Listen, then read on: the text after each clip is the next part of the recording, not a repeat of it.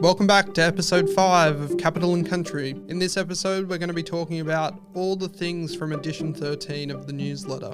First, I want to start about a massive thing for me, a long-awaited personal trip. I recently travelled to Japan, and by God, it was awesome. Stinking hot, 35 degrees every day, humidity off the charts, was so packed, Tokyo being the most populated city on earth, the most busiest metro system on earth, train system on earth in Tokyo, just constant buzz around the city. It was almost like the city didn't sleep. Neon lights, people, restaurants, ginger highballs, everything. But it also offered a quiet awe of the temples and the beauty of order and the warmth of the people and their culture and the respect and the reverence. And so also had a chance to spend some time doing things off the sort of the beaten track that wouldn't land on a typical tourist itinerary. And I think that the biggest one for me was going to Lake Biwa, which is the largest lake in Japan, and basically having a free beach. There was a group of Italian tourists there. There were a few others in the distance, but largely the beach or the lake was free for me and my partner. Crystal clean water, mountains all around, got to swim. It's a freshwater lake, and it was just, indescribable. It was undescribable. It was just, magnificent. I just think it was like, I'm not a religious guy, but I think that's the closest I'll get to sort of spiritual experiences is when I'm in the water. But got to do a bunch of other things. Went to the Modern Art Museum in Tokyo, walked through galleries, looked at centuries of Japanese craftsmanship and cultural preservation. And then in the middle of the trip realised that we were missing things from our museums back home, and some of that was our elders. And it's just sort of fate or irony that when I was visiting something so extraordinary and something that was a big goal of mine to go to Japan, and spend time there, that there were things equally extraordinary happening in Tokyo for the first time in history. We had 10 First Nations ancestors' remains returned to their traditional custodians from Japanese institutions. And it's the first reparation of its kind between Australia and Japan. There was a ceremony at the embassy to mark the occasion. 7 ancestors were returned from the University of Tokyo, making their way home to country in South Australia. Two more were returned from Kyoto University to the Bardi and Yawaru communities in the Kimberley. The National Museum of Nature and Science also returned an ancestor with Australian provenance. Each of these ancestors were taken without consent. Their return speaks to a broader shift, one rooted in truth-telling, justice and respect. Minister McCarthy called it a vital step towards healing the deep wounds caused by forced removal. These are not just bones, they are our kin. Their return is a spiritual act, a political act, and a cultural reckoning. And as I reflect on my time in Japan, I think about the deep discipline of their culture, their reverence for elders, for memory and for ritual, and I think of our own. Reparation is not about the past, it's about restoring the balance, and it's about our future. And I'm so glad and grateful that our elders get to come home and rest on country. For me, my trip to Japan was awesome, life-changing, it was spectacular, we walked over 100 kilometres, but to hear about this story while I was there and the shift and the relationship between the two countries and the respect, that just adds to the special nature of the trip and how I think about the trip moving forward in my life. Shifting. Optus has been hit with a $100 million fine by the ACCC. They've admitted to unconscionable conduct, knowingly selling phone plans and devices to more than 400 disadvantaged Australians, many of them First Nations, who could neither afford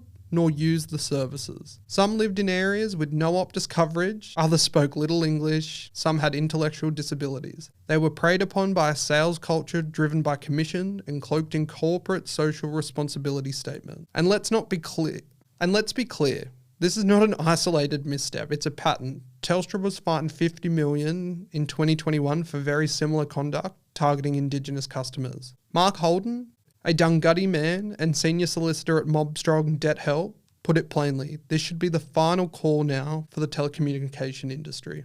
And he's right. This must be the last time we hear of essential services being weaponised against vulnerable Australians. The fine, almost equal to Optus's entire profit last year, is the largest ever levied against a telco in this country. Yet even that may not be enough. The company pursued debt collectors against customers after it launched internal investigations. In Mount Isa, a store manager falsified ID documents to create fraudulent contracts. Optus executives knew, and the public didn't. And yet, Optus had a reconciliation action plan, a document blessed by Reconciliation Australia, a promise to walk alongside mob. Where was that promise in practice? Dean Foley wrote in his recent newsletter on LinkedIn, must include not just refunds, but compensation for the fear, stress, and long-term financial harm caused. And again, I would argue that there was a duty of care between Optus and the vulnerable people that were impacted to make sure that there was no harm. Optus CEO Stephanie Rue called the behaviour inexcusable and unacceptable. But this is about more than just one CEO or one brand. This is about power and its abuse. If reconciliation means anything, it must mean that exploitation of First Nations people ends. Not with another press release, not with a new rap, but with law, with enforcement, and with justice. Because trust once broken like this cannot be rebuilt on promises. It must be rebuilt on actions. From one corporate giant doing the wrong thing, to one standing above the rest, to try and help First Nations economies with a decade-long strategy. It's the first for the Australian banking sector. ANZ has unveiled Fueling the Fire, a 10-year strategy to support First Nations economic self-determination and unlock a $50 billion opportunity by 2035. Launched in June, the strategy marks a deliberate shift from reconciliation as a social endeavour to a core commercial imperative. Grounded in mutual benefit, Fueling the Fire sets out 3 priorities: improving financial inclusion, growing the First Nations economy, and building ANZ's cultural intelligence. It's a bold commitment backed by data. Commission research from Deloitte projects the First Nations economy could contribute $50 billion in annual revenue within a decade. Already growing at 7.3% over 5 years, 4 times as fast than the broader economy. Indigenous businesses are emerging as a national economic force. This is about walking together towards shared prosperity, said ANZ CEO. We're investing in capability, capital and commitment, not charity. So working internally at a bank, reconciliation action plan, that's fine. But when thinking about First Nations people and businesses as a cohort, they tend to get lumped into the charity case bucket, when in fact there's such a commercial opportunity behind it. So, sort of data coming out, Aboriginal people as a cohort, business ownership sits at about 4%. Non-Indigenous Australians business ownership sits at about 8%. So 8% of the population own their own business. It's only 4% for Indigenous Australians. If we saw that go from 4% to 8%, the number that ANZ here has said, the 50 billion, that's about right with my, recent calculations. And speaking, even internally where I work, you do have to work hard at changing the mindsets of people of, well, we're doing this to help them. But in reality, if the bank gets it right, and the bank, at the end of the day, strategy is doing the hard thing, and strategy is difficult because it's not always quantifiable. There is always a sense of unknowing. And at some point, you do have to take a punt on an educated guess and wrap that in a strategic sort of execution. And for me, if you take a punt on First Nations businesses, for example, that there could be massive commercial upside for the bank itself. I don't think that it's implausible to suggest that First Nations businesses are, if you help grow that to an industry of 50 billion, they're not going to turn around and say, oh, we'll waive our fees and drop our interest rates. Like, no, they're just going to pay like everyone else. And so the bank itself has a massive opportunity on its hands. All the banks do. And so for someone that's not working at ANZ, it's a bit of a shame to see that they're capitalising on it. But I think it's, kudos to them for being the ones that are starting the trend, and we'll see how everyone else falls in line. So just to give a bit more context, it's been led by Shirley Cable, a Noongar woman and the head of First Nations strategy at ANZ. The plan is underpinned by extensive consultation with over 60 First Nation stakeholders and 400 ANZ employees. Builds on ANZ's legacy as the first major company to register a reconciliation action plan back in 2007, while redefining what meaningful engagement looks like in 2025. So yeah, fully supportive of it. Moving on. The New South Wales government has committed $246.8 million over 4 years to meet its closing the gap obligations, including just over $200 million in the 2025-26 state budget. While welcomed by many, the announcement comes amid ongoing scrutiny over whether governments are honouring their commitments with genuine partnership. This year's budget was developed in collaboration with the Coalition of Aboriginal Peak Organisations. The New South Wales Aboriginal Land Council called the partnership a positive step, with Chairperson Raymond Kelly noting Aboriginal communities must lead the way. Projects funded include $23.1 million for suicide prevention through Aboriginal community-controlled health organisations, $12.1 million for an Aboriginal employment program, and $17.9 million to support local Aboriginal land councils in acquiring and activating land for community benefit. But despite the investment, tensions remain. The Coalition of Aboriginal Peak Organisations and the Audit General have flagged gaps in how state departments are aligning their policies with the national agreement.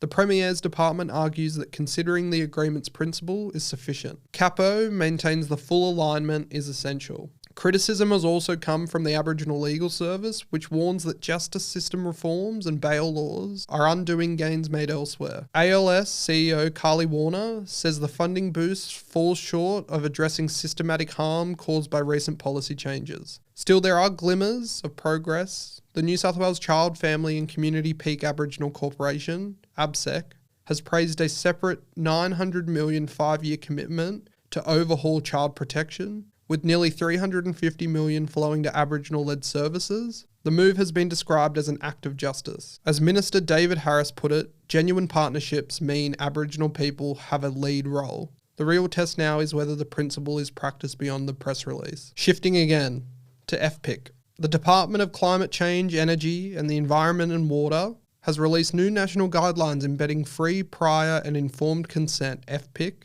into all First Nations engagement, singling a shift from consultation as a box-ticking exercise to consent as a core principle of governance. For a bit of background, FPIC originates from the United Nations Declaration of the Rights of Indigenous Peoples. FPIC is not just a process, it's a standard of ethical engagement. It requires that First Nations people have the power to give or withhold consent to any project, law, or decision that affects them through culturally recognised processes. The guideline for FPIC breaks into 4 independent principles. The first one's free. Engagement must be conducted without coercion, manipulation, or pressure.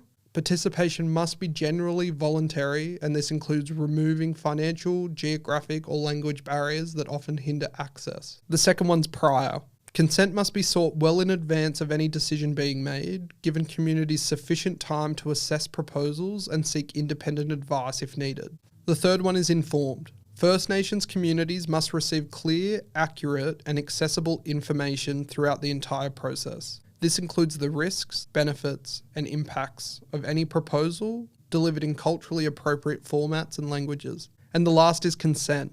Decision-making must be led by authorised community representatives, using local cultural protocols. Consent is not a one-off signature. It can be revisited, revised, or withdrawn at any point in the process. These new guidelines are not legally binding, but represent a high standard of better practice. The DCCEEW acknowledges that genuine partnership requires structural reform and trust, not just good intentions. These guidelines apply across all departmental work, from sea country management and water policy to renewable energy and cultural heritage protection. Importantly, the guidelines stress that when legal limits prevent full FPIC, government must still be honest, transparent, and committed to maximising participation. In the wake of public distrust and past failings in land use and development decisions, the department's FPIC guidelines are a step towards honouring First Nations rights, not just hearing First Nations voices. The real test will be how they're applied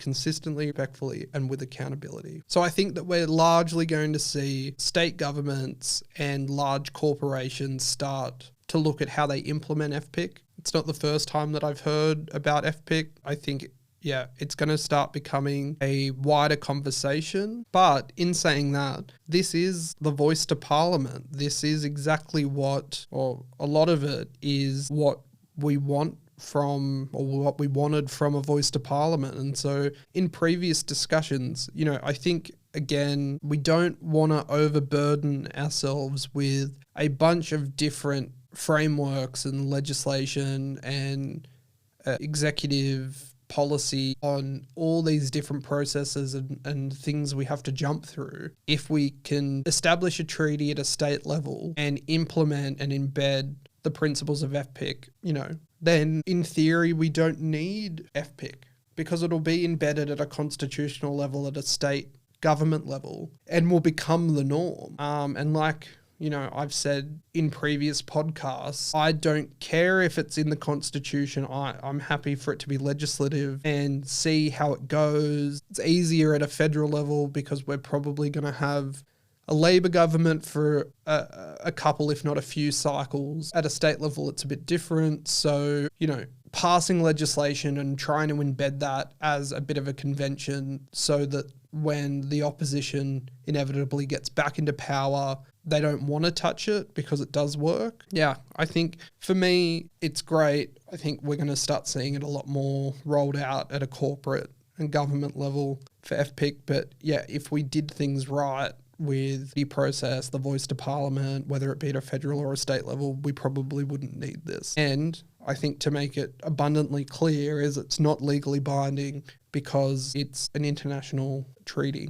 essentially, or it's an international guideline. So, we've probably signed the Declaration on the Rights of Indigenous People at the UN level, or the UN level, but it's not binding domestic law here. So, take that what you will, grain of salt. It's good. It's great we're committing to it, but I'm sure that there's going to be plenty of loopholes on, or arguments as to why the government doesn't, implement and embed FPIC into every single situation and decision that they can. And that's a wrap for this episode of Capital and Country. Thanks for hanging out with me. I really appreciate you being here. If you enjoyed the episode, feel free to send it to a mate or just let me know what stood out to you. There's always more to explore, more to learn, and more to say. So I'll be back soon with some more stories. Until then, take care of yourself and each other. I'm Harry Stewart. Catch you next time.